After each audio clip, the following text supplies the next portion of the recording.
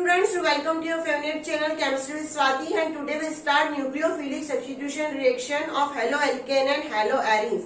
It is a very important part. आज हम क्या स्टार्ट कर रहे हैं? आज हम स्टार्ट कर रहे हैं nucleophilic substitution reaction of haloalkane and haloarenes. जो हेलोएल्केन और हेलोएरीन्स होते हैं उनमें जो भी न्यूक्लियोफिलिक सब्स्टिट्यूशन रिएक्शन होती है वो रिएक्शंस क्या होती है। सब्स्टिट्यूशन का मतलब ही है replacement. What is the meaning of substitution? Replacement, एक के प्लेस पे दूसरे का आ जाना, उसको हम कहते हैं न्यूक्लियोफिलिक सब्स्टिट्यूशन। सब्स्टिट्यूशन कौन करेगा? सब्स्टिट्यूशन करेगा न्यूक्लियोफाइल। क्या? Substitution occurs by nucleophile, so it is called nucleophilic substitution reaction। Substitution किससे होगा?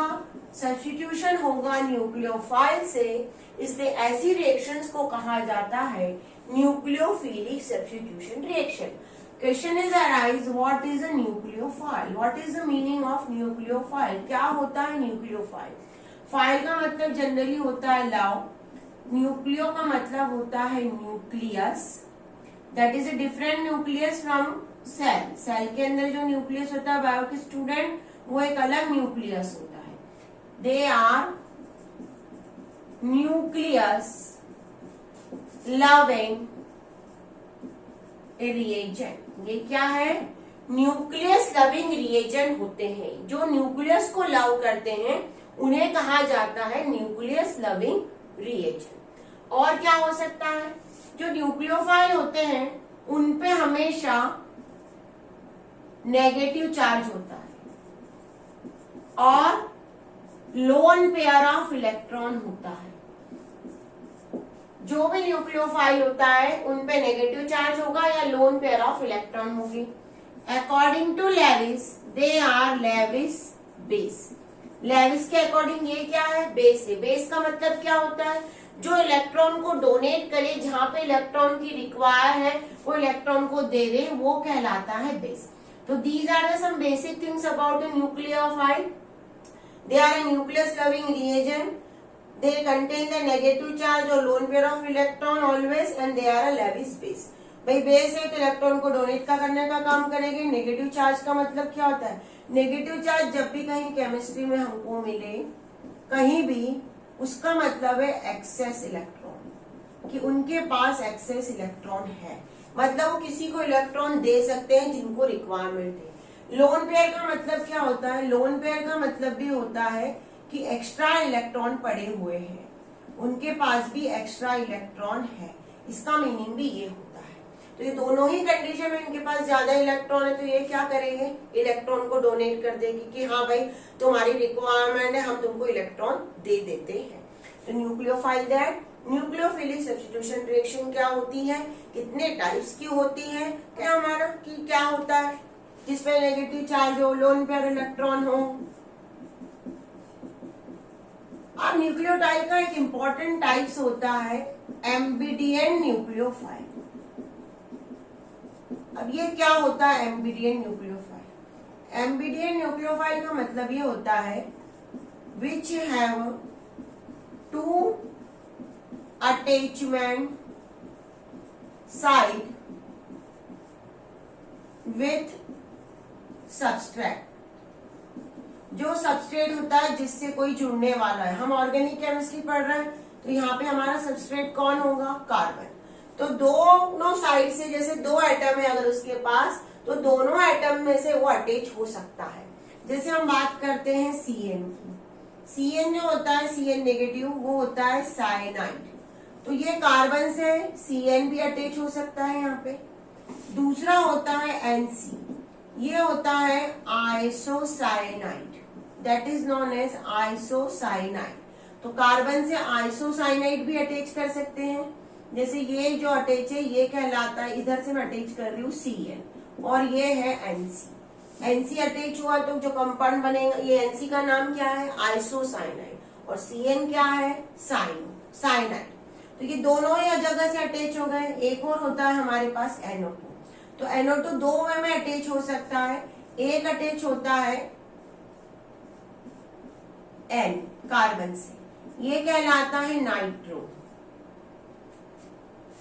और एक अटैच होता है कार्बन से ऑक्सीजन NO, ऐसा, ये कहलाता है नाइट्राइट। तो एक जगह देखो कार्बन से नाइट्रोजन अटैच है NO2 के वे में, वो कहलाएगा नाइट्रो, और एक जगह से कार्बन से O अटैच है, O के बाद N है और फिर O है, तो ये कहलाता है नाइट्राइट। तो इसमें दो अटैचमेंट साइड हुई, एक बार CN अटैचमेंट साइड बनी, एक बार C अटैचमेंट साइड, यहाँ पे उल्टा हो गया, एक बार दो अटैचमेंट साइड हुई यहाँ पे, एक बार अटैचमेंट साइड है C और एक बार अटैचमेंट साइड है ये कार्बन एक बार और एक बार नाइट्रोजन। यहाँ पे कार्बन अटैचमेंट साइड है और यहाँ पे है नाइट्रोजन अटैचमेंट साइड। तो इस तरह से दो अटैचमेंट साइड जब होती है तो उस तरह के न्यूक्लियोफाइल को कहा जाता है एम्बिडियंट न्यूक्लियोफाइल। फिर सब्स्टिट्यूशन रिएक्शंस दो टाइप की होती है। इसकी जो टाइप्स है, अगर हम कहें कि कितने टाइप्स की है ये, तो ये दो टाइप्स की है। एक है SN2 और दूसरी है SN1। ये क्या होता है SN2 और क्या होता है SN1, हम इसको कहा जाता है बायमॉलिक्यूलर न्यूक्लियोफिलिक सब्स्टिट्यूशन रिएक्शन, और इसे कहा जाता है यूनिमॉलिक्यूलर सब्स्टिट्यूशन रिएक्शन। बायमॉलिक्यूलर का मतलब है दो मॉलिक्यूल हो गए, बाय का मतलब ये 2 मॉलिक्यूल, ऐसा कुछ लग रहा है हमको, और यूनि का मतलब है सिंगल मॉलिक्यूल होना चाहिए कुछ ऐसा। तो हम इसकी डिटेल स्टडी करते हैं कि ये क्या होता है। तो SN2 हम पढ़ते हैं पहले कि SN2 क्या होता है, SN2 को हम कैसे, कितने पार्ट्स इसके हो सकते हैं। SN2 सबसे पहले तो ये याद रखना, एक तो हमने कहा it is a biomolecule, biomolecule की जगह बायमॉलिक्यूलर लिखो। It is a bimolecular substitution reaction. Second है इसका पॉइंट, कुछ पॉइंट्स इसके मैं आपको लिखवा दे रही हूँ, वो पॉइंट बहुत काम के हैं आपके लिए। It is a single step reaction, ये एक ही स्टेप में रिएक्शन हो जाएगी। A transition state is found, एक ट्रांजिशन स्टेट हमको मिलेगी एट रेट डिटरमाइन स्टेप, जिसे कहा जाता है RDS। RDS का मतलब होता है रेट डिटरमाइन स्टेप। जब कोई रिएक्शन होती है, जैसे हमने कहा A से B बन रहा है, तो इस रिएक्शन की कुछ रेट होगी, तो वो रेट किस पे डिपेंड करेगी, कुछ फैक्टर्स पे डिपेंड करेगी। तो यहाँ पे वो डिपेंड करती है कॉन्सेंट्रेशन पे, उसे कहा जाता है rate determine step. A rate determine step 2 molecule participated, 2 molecule rate determine step में यहाँ पे पार्टिसिपेटेड करोगे, so it is called bimolecular, so it is called bimolecular substitution reaction. इसीलिए इसको कहा जाता है bimolecular substitution reaction. Inversion of configuration, inversion of configuration takes place. इसका मीनिंग ये है कि जो स्ट्रक्चर है रिएक्टेंट का, उस रिएक्टेंट के स्ट्रक्चर से जो प्रोडक्ट का स्ट्रक्चर बनेगा वो बनेगा पूरा उल्टा। उल्टा स्ट्रक्चर, हिंदी में ही लिख के दे रही हूं मैं कि हमको समझ में आ जाए। इन्वर्जन का मतलब ही होता है उल्टा। Inversion of configuration takes place, reactivity order 1 degree alkyl halide, फिर 2 डिग्री और फिर 3 डिग्री। इसी से अधिकतर क्वेश्चन एग्जाम में आते हैं। 1 डिग्री, 2 डिग्री एंड 3 डिग्री। ये होगा 1 डिग्री सबसे फास्ट करेगा SN2 रिएक्शन, उसके बाद करेगा 2 डिग्री, उसके बाद करेगा 3 डिग्री। अब इन पॉइंट्स को लिखने के बाद हम इस रिएक्शन की पूरी, एक रिएक्शन हमको जैसे कोई करवानी है तो उस रिएक्शन के हम पूरी मैकेनिज्म समझते हैं कि आखिर ये SN2 रिएक्शंस होती क्या है, और ये जितने भी पॉइंट्स मैंने लिख के दिए हैं हम उसको कैसे बताएंगे कि ये पॉइंट्स किस वे में आ रहे हैं। How the reaction is completed by undertaking the example. जैसे मुझे लेना है CH3Br, उसपे मैंने OH निगेटिव की रिएक्शन करवाई। OH निगेटिव क्या है हमारा यहाँ पे, ये है एक न्यूक्लियोफाइल है, it is a nucleophile. Chemistry में न्यूक्लियोफाइल को NU नेगेटिव लिखा जाता है। ये है हमारा सबस्ट्रेट जिसपे अटैक होने वाला है। जो निकलने वाला है क्या होगा, Br का रिप्लेस होगा, CH3OH प्लस Br निगेटिव निकलेगा। तो ये जो Br है यहाँ पे, वो Br क्या है, it is a leaving group, ये निकलने वाला है। तो ये रिएक्शन कैसे होगी, how that reaction is completed, हम इसकी पूरी मैकेनिज्म पढ़ते हैं कि भाई रिएक्शन क्या होने वाली है। बहुत मजा आएगा। कैसे, बहुत इंटरेस्टिंग है ये कि जैसे क्या आखिर होने वाला है। जरा स्ट्रक्चर को हम ओपन करके लिख ले रहे हैं ऐसे।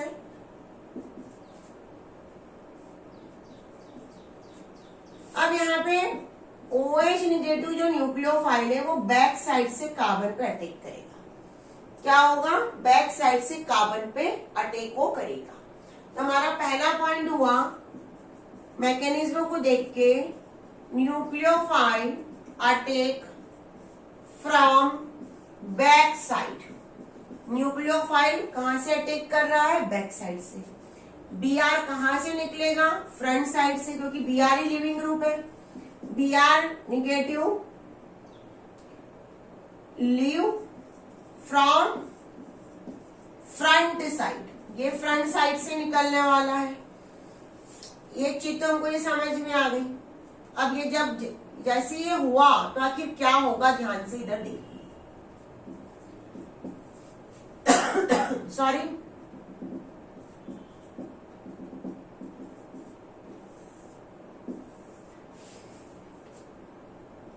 हाइड्रोजन की प्लेस थोड़ी सी चेंज हो गई।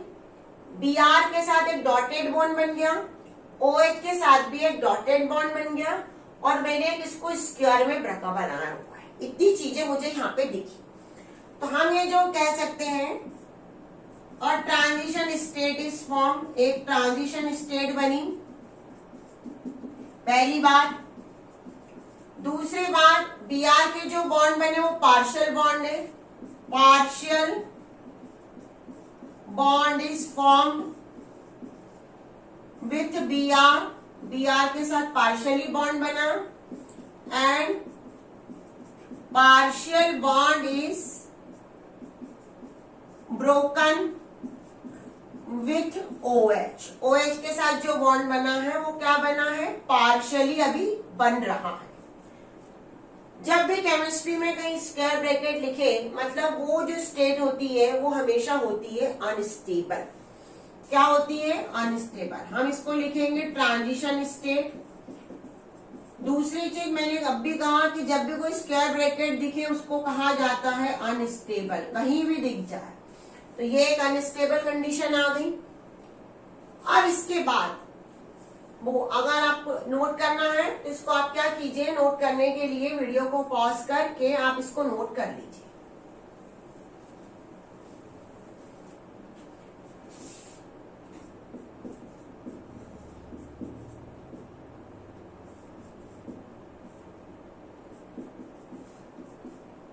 मैं इसको पूरा मैकेनिज्म से बता रही हूँ कि आपको समझ में आ जाए कि क्या होने वाला है। ये है इंटरमीडिएट, सॉरी ट्रांजिशन स्टेट। अब इसके बाद होगा ये कि बी आर कंप्लीटली टूट जाएगा और OH उसके प्लेस पे अटैच हो गया, प्रोडक्ट ये मिला। अब जो प्रोडक्ट की इमेज है ये हमारा रिएक्टेंट था और ये है हमारा प्रोडक्ट। प्रोडक्ट और रिएक्टेंट की इमेज अगर हम देखें, उनका स्ट्रक्चर देखें तो हमको जस्ट अपोजिट दिखेगा। Br था राइट साइड पे, यहाँ पे OH आ गया लेफ्ट साइड पे, H की पोजीशन भी बदल गई, तो हमको जो इमेज मिली वो क्या मिली, उल्टी। जो इमेज उल्टी मिलती है उसी को मैंने कहा था इन्वर्जन ऑफ कॉन्फ़िगरेशन। यहाँ पे क्या हुआ, इन्वर्जन ऑफ कॉन्फ़िगरेशन। कॉन्फ़िगरेशन एक वर्ड है, केमिस्ट्री में स्ट्रक्चर ना लिख के उसको कहा जाता है कॉन्फ़िगरेशन। जनरली हम स्ट्रक्चर लिखते हैं पर यहाँ पे स्ट्रक्चर ना लिख के लिखा जाता है कॉन्फ़िगरेशन। कॉन्फ़िगरेशन में हम बॉन्ड को डिनोट करते हैं कि कौन सा बॉन्ड कहाँ अटैच हो। एक साइंटिस्ट हुआ था वाल्डन, उसी ने इसकी सर्च की थी, तो कई बुक्स में आपको मिलेगा वाल्डन इन्वर्जन। क्या मिलेगा, वाल्डन इन्वर्जन। अब जब OH अटैक किया पहली स्टेप यानी कि स्टार्टिंग में, तो मैं इसको लिख लू RDS। RDS का मीनिंग क्या होता है, रेट डिटरमाइन स्टेप। तो जो रेट है रिएक्शन की, वो रिएक्शन की रेट किस पे डिपेंड कर रही है, यहाँ पे आपको दिख रहा है CH3Br और OH दोनों दिख रहे हैं, तो रेट जो है वो डिपेंड कर रही है CH3Br और OH निगेटिव। दो मॉलिक्यूल यहाँ पे हो रहे हैं, एक ये और ये, इसीलिए इसको कहते हैं बायमॉलिक्यूलर। इसीलिए इस रिएक्शन को कहा जाता है बायमॉलिक्यूलर, क्योंकि दो मॉलिक्यूल पार्टिसिपेट कर रहे हैं RDS पे। और एक चीज, RDS जो होती है वो हमेशा होती है स्लो स्टेप, जो रेट डिटरमाइन स्टेप होती है वो हमेशा होती है स्लो। तो हमने इस SN2 रिएक्शन में इतनी चीजें पढ़ी। सबसे पहले हमने कहा कि OH बैक साइड से अटैक करेगा, रेट डिटरमाइन स्टेप भी स्टार्टिंग में ही होगी। रेट डिटरमाइन स्टेप में CH3Br है हमारे पास ये और OH है, दोनों पार्टिसिपेट करेंगे, इसलिए दो मॉलिक्यूल पार्टिसिपेट करेंगे, इनको बायमॉलिक्यूलर कहेंगे। एक ट्रांजिशन स्टेट बनेगी जिसमें Br के बॉन्ड टूटना चालू होंगे और OH के बॉन्ड बनना चालू होंगे, partially making formation and partially breaking of the bonds, तो it is known as a transition state that is always unstable। अगर कोई भी स्क्वायर ब्रैकेट में आता है उसका मतलब ही अनस्टेबल है। उसके बाद Br पूरा टूट जाएगा और OH उससे अटैच हो जाएगा प्रोडक्ट में। प्रोडक्ट का हम कॉन्फ़िगरेशन चेक करें, बॉन्ड की पोजीशन चेक करें, तो OH और Br की पोजीशन एक दूसरे से जस्ट अपोजिट होगी, H की प्लेस भी चेंज हो जाएगी, तो जो रिएक्टेंट है और जो प्रोडक्ट है उनके स्ट्रक्चर में उल्टा आ जाएगा, इन्वर्जन हो जाएगा। That is search by a scientist Walden, so it is known as a Walden inversion. जो भी रेट डिटरमाइन स्टेप होती है वो हमेशा होती है स्लो, बहुत ज्यादा स्लो स्टेप में रेट डिटरमाइन होती है। तो these are the mechanism of SN2 reaction. अब इसमें एक और पॉइंट मैंने लिखवाया है, 3 डिग्री 1 डिग्री सबसे ज्यादा होगा, फिर 2 डिग्री होगा, फिर 3 डिग्री होगा। ये कैसे होगा हम इसको भी ऑर्डर में जनरली हम कहते हैं कि 1 डिग्री सबसे ज्यादा रिएक्टिव होगा, फिर 2 डिग्री और फिर 3 डिग्री SN2 रिएक्शन के लिए। तो ये कैसे होता है, इनके स्ट्रक्चर्स को देख के हम यहाँ पे इनको समझने की कोशिश करते हैं कि ऐसा क्यों हुआ। ये हमारा 1 डिग्री है, OH यहाँ से अटैक करेगा, ये ऐसे आ सकता है इधर से,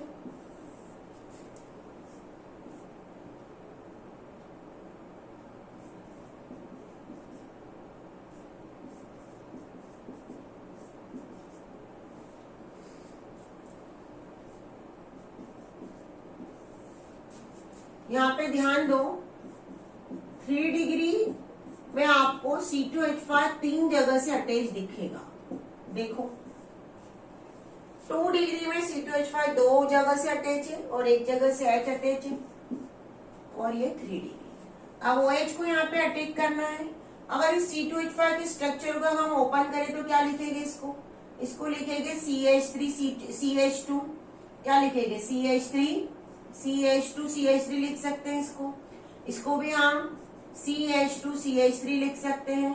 अब इन CH2 को ओपन अगर हम करें तो कार्बन यहाँ से 2 हाइड्रोजन ऐसे, इधर 1 हाइड्रोजन, फिर इस कार्बन के 3 हाइड्रोजन ऐसे अटैच। ये एक को मैंने ओपन करके बताया, वैसे ऐसे भी ओपन होगा, इनमें भी ओपन होगा। तो यहाँ पे OH के लिए पहुंचना थोड़ा सा डिफिकल्ट है 2 डिग्री में। 3 डिग्री में तो बहुत ही मुश्किल है। CH2 CH3, यहाँ पे भी CH2 CH3 और यहाँ पे भी CH2 CH3। तो यहाँ पे ये पूरा CH2 CH3 जो कार्बन है, हर जगह से हाइड्रोजन और कार्बन इसको मिलेंगे, तो ये OH जो है वो पहुंच ही नहीं पाएगा यहाँ पे, क्योंकि जगह ही नहीं मिलेगी। ये जो ग्रुप्स अटैच है बड़े ग्रुप कहलाते हैं। इनको कहा जाता है लार्ज बल्की ग्रुप्स। इनको क्या कहा जाता है? Large bulky groups. ये लार्ज बल्की ग्रुप्स कार्बन से इस वे में अटैच है कि OH को ये कार्बन के पास पहुंचने ही नहीं देगी। Large bulky groups are attach with the carbon, so nucleophile does not approach the carbon. और ये जो प्रोसेस कहलाती है, इस प्रोसेस को हम कहते हैं स्टेरिक हिंड्रेंस। इसको हम क्या बोलते हैं? Steric hindrance. Due to that large bulky group are present and which does not allow nucleophile to approach the carbon। तो कार्बन के पास ये अगर पहुंच ही नहीं पाएगा तो रिएक्टिविटी का तो सवाल ही नहीं होता, रिएक्शन ही नहीं आगे बढ़ेगी। यहाँ पे छोटे छोटे H अटैच है तो इजीली पहुंच जाएगा। तो ये रीजन होता है। इसका अगर हम आंसर स्टेटमेंट में लिखे कि क्या स्टेटमेंट हो सकता है, तो हम यहाँ पे लिखेंगे steric hindrance create in 3 degree alkyl halide due to steric hindrance by large bulky groups attached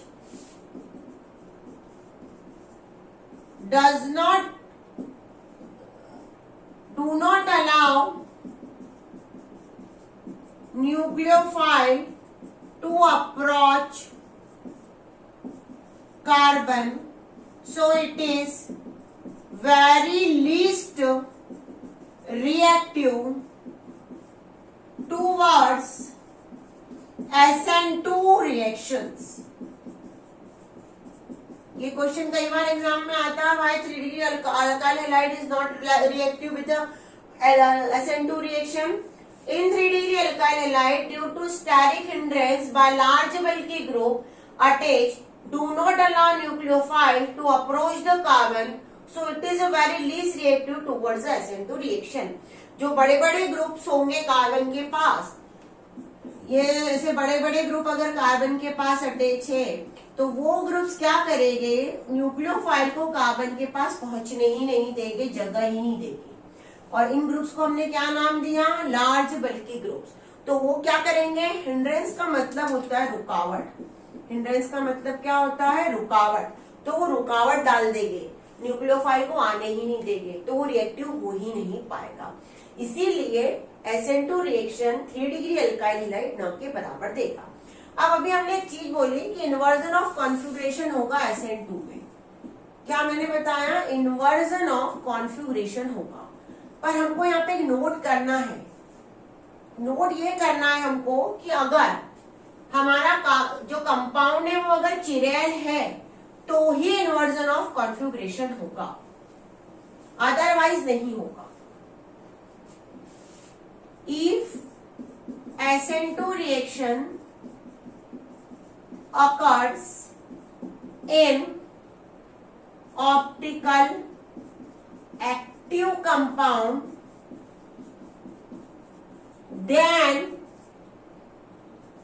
inversion of configuration occurs।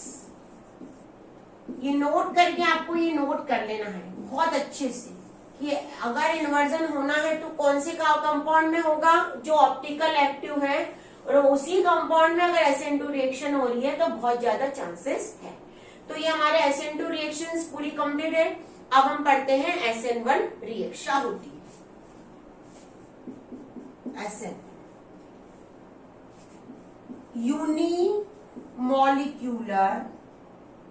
Unimolecular substitution reaction.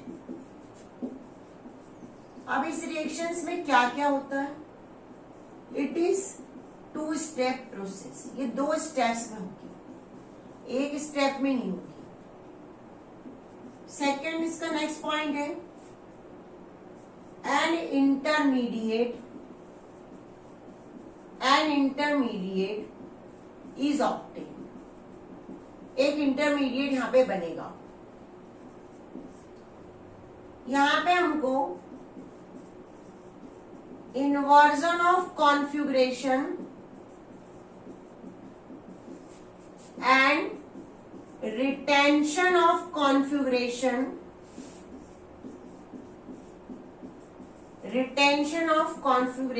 takes place। Inversion का मीनिंग तो अभी हमने देखा कि उल्टी इमेज बनना, ये कहलाता है इन्वर्जन। और रिटेन का मतलब होता है जैसे इमेज क्या होगी, चेंज नहीं होगी, सेम इमेज, कोई भी इमेज में चेंज नहीं हो, तो वो कहलाता है रिटेंशन।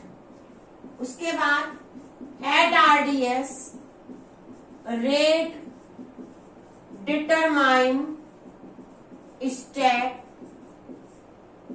ओनली 1 मॉलिक्यूल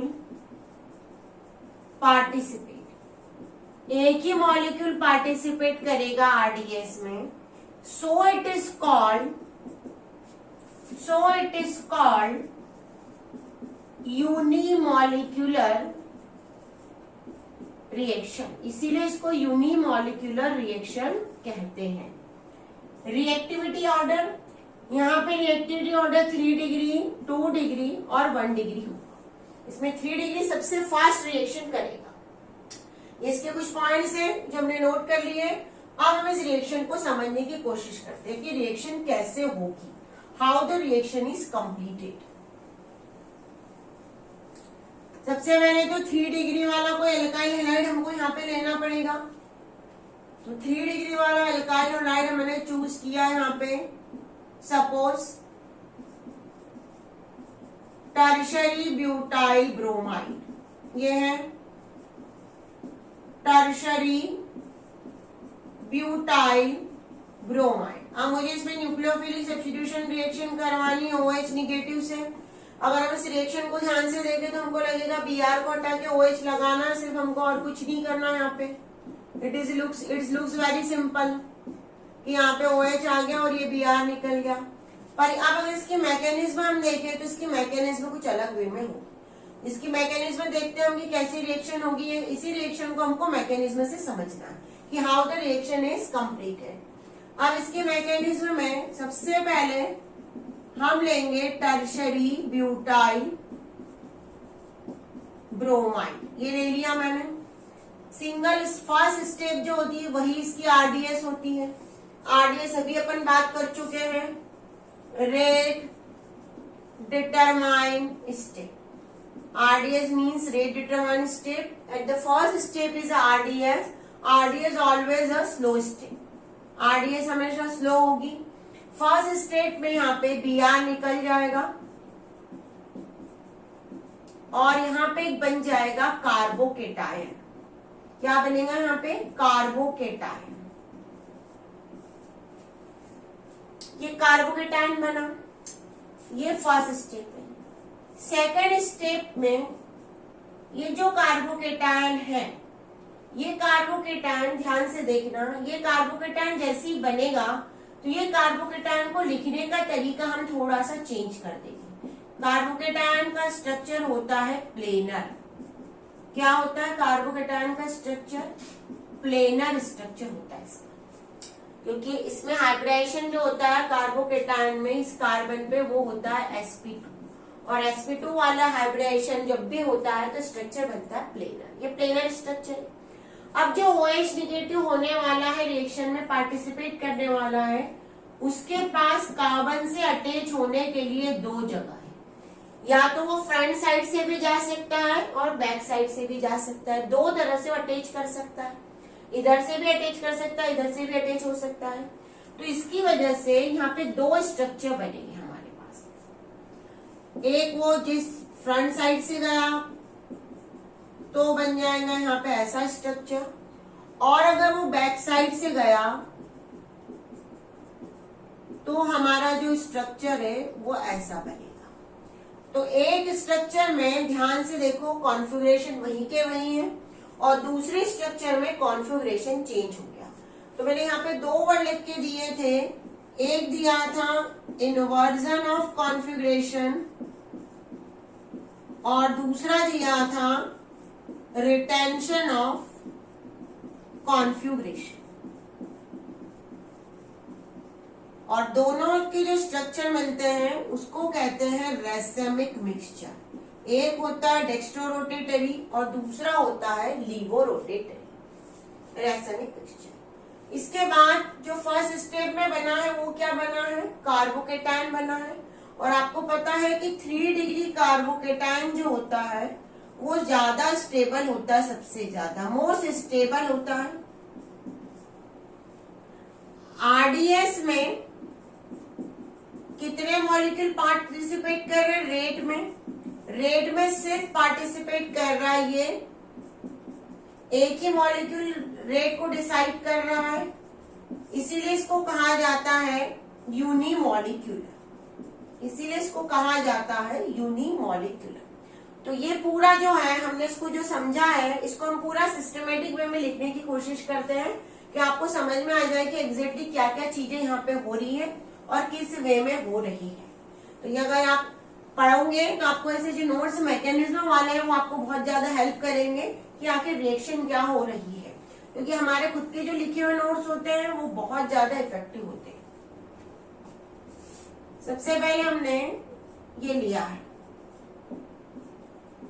ये है टर्शरी ब्यूटाइल ब्रोमाइड। इसमें हमने OH निगेटिव की रिएक्शन करवाई। जब इसमें हमने OH निगेटिव की रिएक्शन करवाई तो हमको यहाँ पे ऐसे 2 स्ट्रक्चर का मिक्सचर मिलेगा।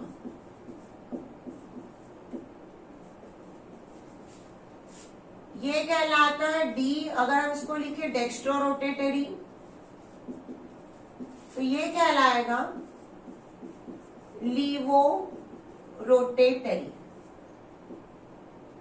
लीवोरोटेटरी। अब ये क्या होते हैं ये हम ऑलरेडी इसके पहले वाले वीडियो में बता चुके हैं कि डेक्स्ट्रोरोटेटरी और लीवोरोटेटरी क्या होता है, मैं ऑलरेडी डिस्कस कर चुकी हूँ। अब इसके मैकेनिज्म को समझने के लिए हमने क्या किया, हमने पूरे स्टेप को समझा।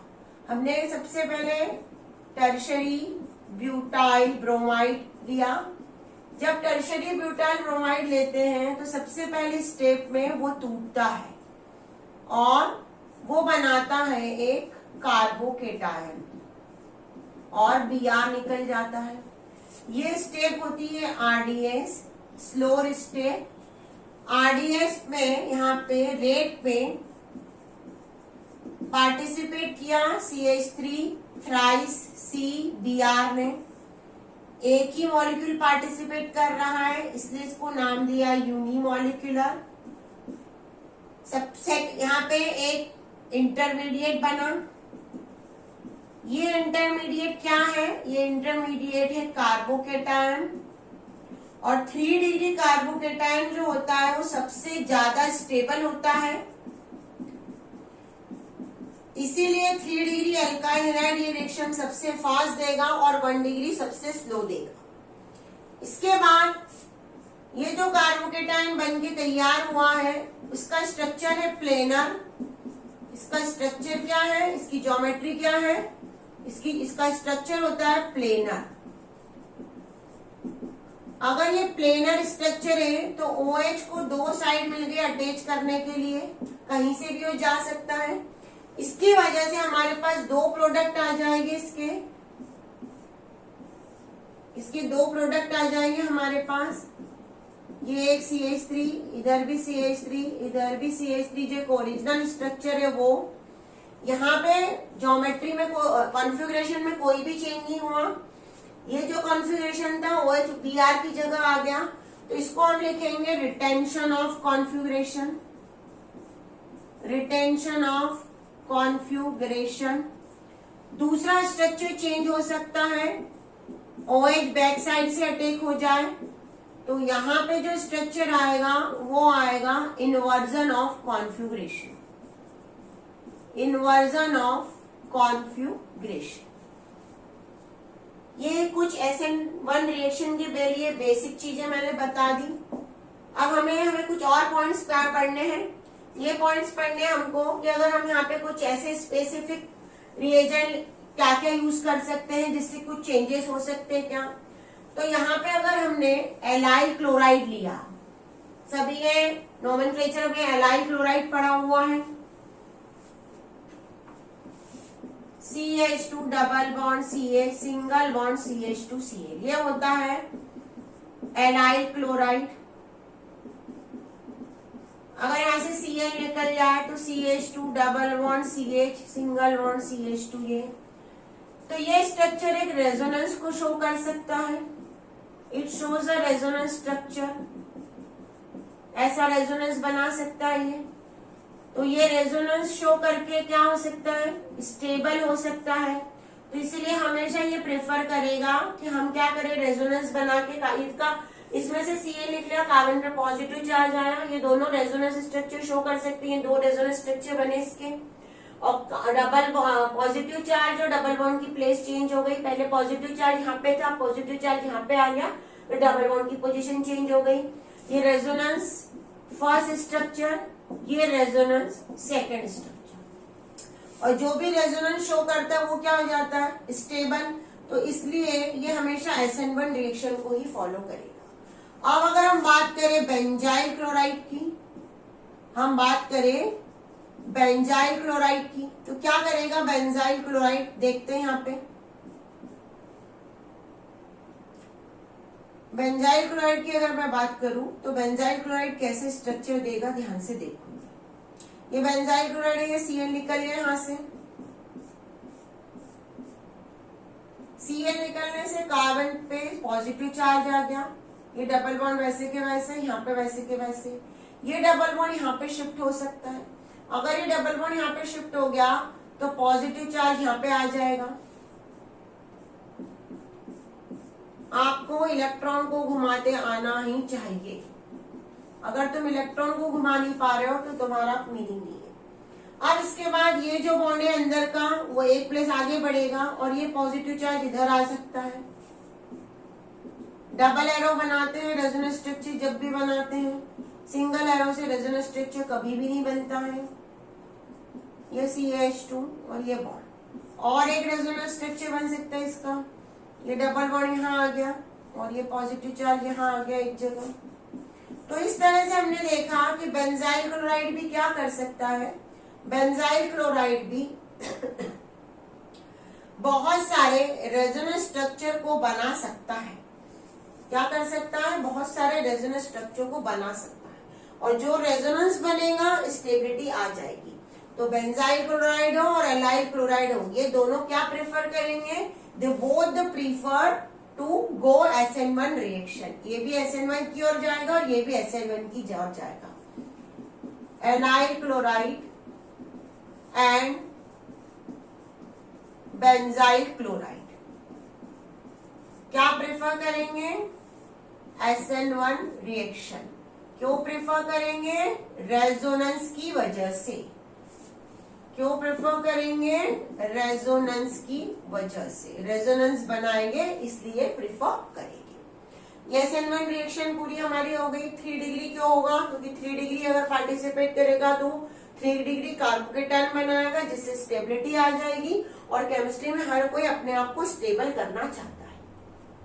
अब SN1 रिएक्शन के बारे में एक और चीज हमको लिखनी है कि जो SN1 रिएक्शन होती है वो हमेशा प्रोटिक सॉल्वेंट की प्रेजेंस में होती है। अब ये प्रोटिक सॉल्वेंट क्या होता है और इसका क्या रोल है वो भी हम पढ़ते हैं। जो भी होगी वो प्रोटिक सॉल्वेंट की प्रेजेंस में होगी। प्रोटिक सॉल्वेंट कौन कौन से होंगे, वाटर होगा, C2H5OH होगा, जिसमें H को डोनेट कर सके। H+ क्या होता है केमिस्ट्री में, H+ होता है जो प्रोटॉन को डोनेट करे। तो जो प्रोटॉन को डोनेट करते हैं वो सब कहलाते हैं प्रोटिक सॉल्वेंट। यहाँ पे जब ये प्रोटॉन को डोनेट करेगा तो हमने निकाला है Br निगेटिव वहां से, ये दोनों रिएक्शन करके बना लेंगे HBr और यहाँ पे रिलीज होगी सॉल्वेशन एंथैल्पी और सॉल्वेशन एनर्जी। और ये सॉल्वेशन एनर्जी का यूज हम कहाँ करेंगे, बॉन्ड को ब्रेक करने के लिए हम करेंगे। We use that to break the bond. तो इसलिए ये रिएक्शन हमेशा प्रोटिक सॉल्वेंट की प्रेजेंस में ही होगी। अब अगर हमने आयोडाइड, जैसे हमारे पास Ri, RBr, RCl और RF है, तो इनमें सबसे ज्यादा कौन SN1 और SN2 रिएक्शन देंगे? SN1 और SN2 दोनों की बात कर रहे हैं हम। तो रिएक्टिविटी ऑर्डर होगा Ri सबसे ज्यादा देगा, उसके बाद होगा RBr, फिर होगा RCl और फिर होगा RF। ऐसा ऑर्डर क्यों बना? क्योंकि आयोडीन की साइज बड़ी है, लार्ज साइज है, और अगर इसकी साइज लार्ज है तो इसका कार्बन और आयोडीन का जो बॉन्ड है वो उतना ही ज्यादा वीक होगा। अगर बॉन्ड वीक है तो बॉन्ड को तोड़ने के लिए ज्यादा एनर्जी देनी नहीं पड़ेगी। Less energy required to break the bond. मैं लिख के दे रही हूँ यहाँ पे Ri, large size, bond is कौन सा bond? Carbon iodine bond. Carbon iodine bond is weak, so less energy is given, less energy is given to break the bond। अच्छे से लिख देते हैं। Ri सबसे ज्यादा रिएक्टिव, फिर आएगा RBr, फिर होगा RCl और फिर होगा RF। किसके लिए? SN1 एंड SN2 रिएक्शंस के लिए। रिएक्टिविटी ऑर्डर, ये है एक रिएक्टिविटी ऑर्डर। रीजन Ci ले, आयोडीन की साइज लार्ज साइज है सबसे ज्यादा, सो Ci bond is weak, less energy is required to break bond, to break it, so it is more reactive।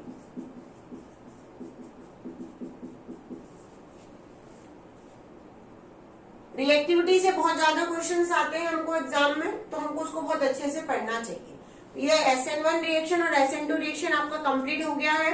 कोई भी अगर डाउट्स है तो कमेंट्स डालिए, मैं आपके कमेंट्स हमेशा कमेंट्स में जो भी डाउट्स रहेंगे वो सॉल्व करवाऊंगी। पढ़ते रहिए, बहुत अच्छे से इसको कीजिए, ये बहुत इंपॉर्टेंट टॉपिक है।